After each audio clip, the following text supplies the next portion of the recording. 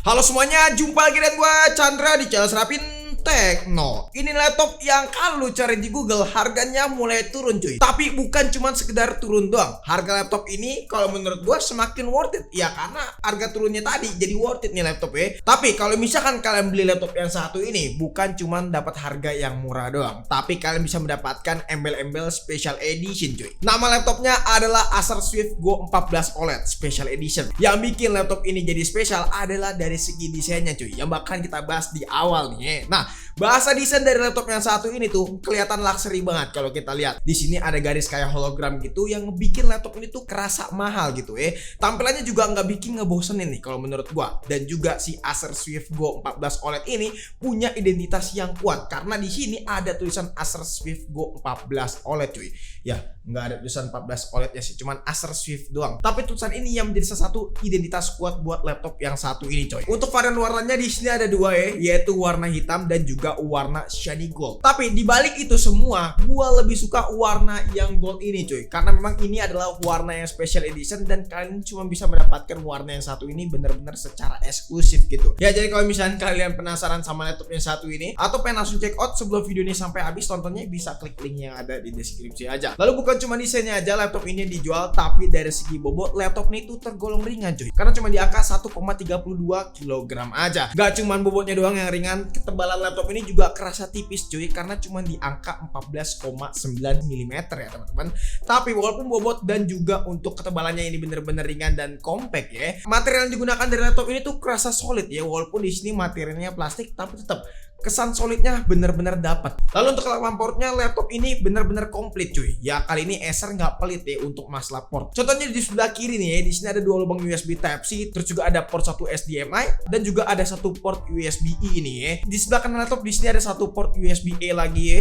Terus juga ada lubang micro SD dan juga ada port jack 3,5 mm. Ya bagian yang ini sih sayang banget ya, karena memang laptop ini cuma support micro SD aja untuk lubangnya. Ya memang ini jadi agak sedikit useless ya, karena gue tahu sendiri ya, penggunaan konten kreator pasti butuh yang namanya SD card ya.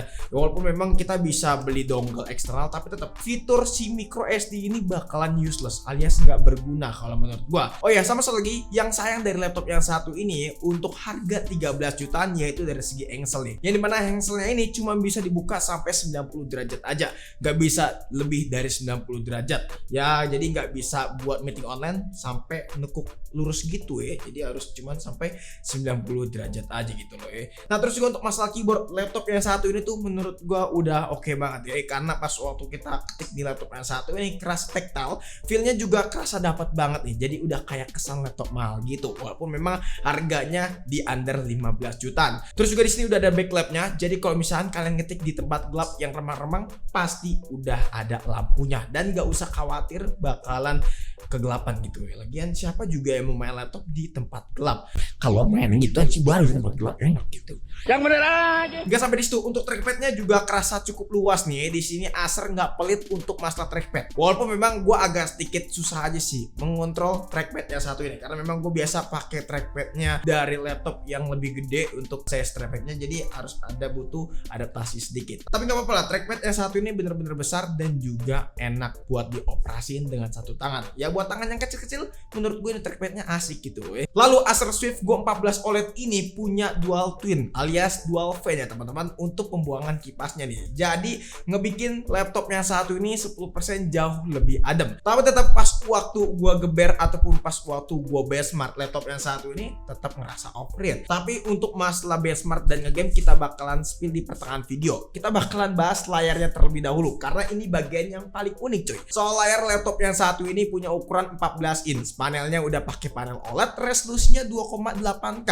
Super jernih banget kalau menurut gua. Color gamutnya diklaim di sini sampai 100%, terus juga udah ada sertifikasi VESA display coy. Nah, experience dikasih dari Acer Swift Go 14 OLED ini menurut gua udah bener-bener immersive banget cuy.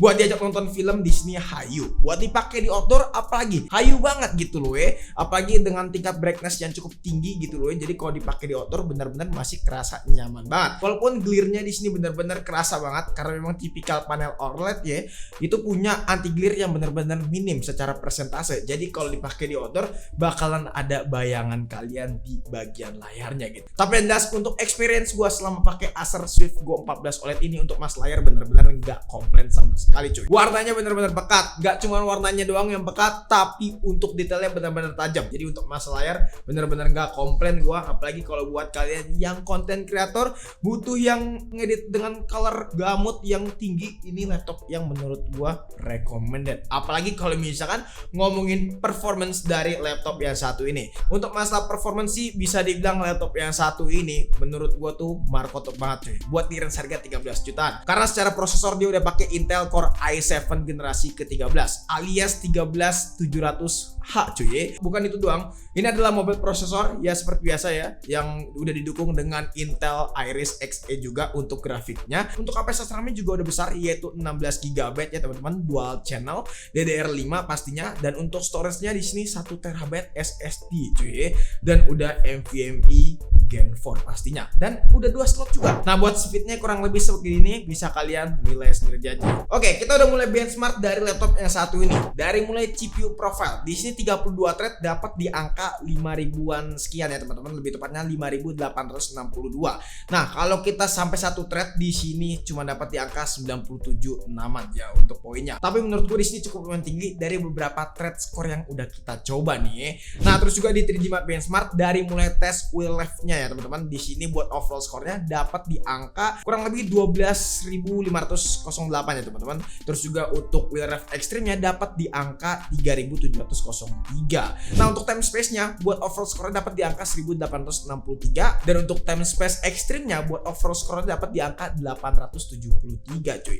Terus juga nggak sampai di situ, di sini kita juga udah coba time space stress test ya teman-teman. Di sini stability-nya dapat di angka 96,9%. Ya, statusnya di sini tidak lolos ya artian, karena memang harus dapat di angka 97% lagi-lagi ya teman-teman. Cuman beda 0,1%. Sayang banget laptop ini nggak lolos gitu loh ya.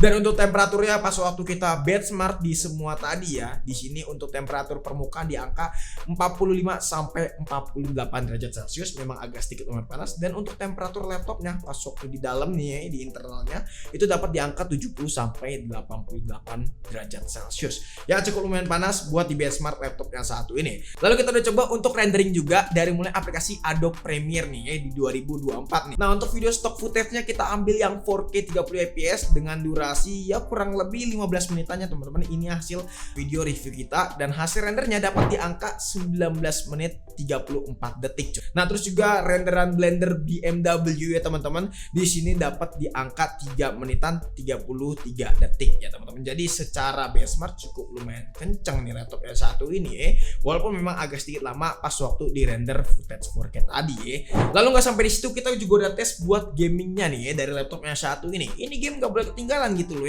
Nah dari mulai game Valorant nih, settingan presetnya kita highest, dan untuk resolusinya 1800p nih alias untuk FPS tertingginya di sini dapat di angka 60 ya, bahkan bisa lebih sampai 78an fps. Tapi terkadang di sini ada frame drop di angka 45an fps yang menurut gua masih wajar banget cuy. Temperaturnya juga tergolong dingin-dingin aja kok, di angka 38 sampai 44 derajat Celcius pas waktu geber game Valorant. Nah terus juga main game GTA 5 settingannya normal ya, kita bakalan coba. Nah terus juga untuk resolusi kita coba di 1800p juga, alias FPS tertingginya dapat di angka kurang lebih 15 ya. Memang ini cukup lumayan kacau ya, FPS dapat 15, tapi untuk FPS terendahnya dapat di angka 10 fps.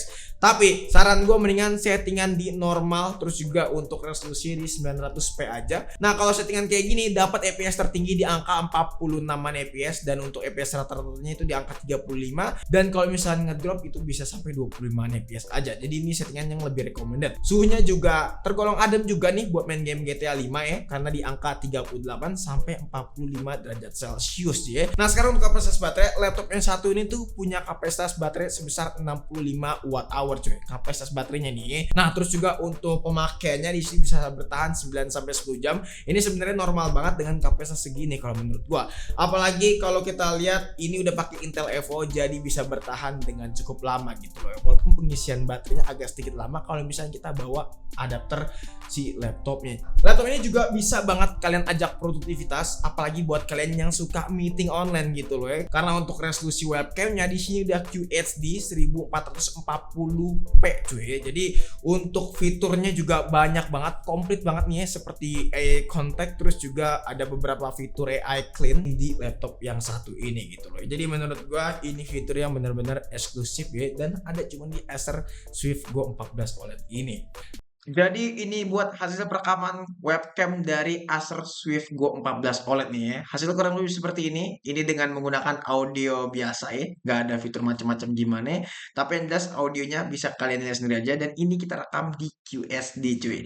Alias 1440 pixel gitu. Hasilnya gimana nih? Coba tulis di kolom komentar aja ya. Oke, kesimpulannya di range harga 13 jutaan gue bisa rekomendasiin laptop yang satu ini buat kalian. Apalagi harganya udah mulai turun cuy. Ya memang secara desain laptop ini tuh udah bener-bener cakep banget. Walaupun memang secara performance laptop ini tuh bisa dibilang nggak terlalu ngebut-ngebut banget. Tapi spek-spek lain seperti layar, desain, dan lain-lain laptop ini tuh menggoda banget. Apalagi desainnya bener-bener seksi gitu kalau menurut gue. Walaupun memang gue menemukan beberapa kekurangan dari laptop yang satu ini, terutama dari segi temperatur, ya dimana temperaturnya agak sedikit overheat. Walaupun laptop ini udah pakai dual twin alias dual fan ya teman-teman, yang bisa meminimalisir 10% jauh lebih dingin. Tapi nyata pas waktu gue pakai masih agak panas gitu loh ya. Cuman menurut gue oke lah ya, Acer Swift Go 14 OLED ini buat kalian pakai kerja, ngedit, ataupun buat ngegame tipis-tipis ini udah hayu banget. Dan harganya juga cuma 13 jutaan aja untuk SKU terendah ya. Jadi mungkin cukup sekian aja video kali ini. Kalau misalnya kalian punya pendapat ataupun punya pertanyaan tentang laptop yang satu ini, boleh banget kok tulis di kolom komentar. Ataupun pengen nanya secara privat, DM aja langsung di Instagram kita di @srapintekno. Pengen join ke komunitas kita, boleh banget klik linknya di deskripsi. Itu komunitas buat Telegram ya teman-teman. Chandra pamit, sampai jumpa di video selanjutnya. Until next time, goodbye. Laptop 13 jutaan gimana? Wah.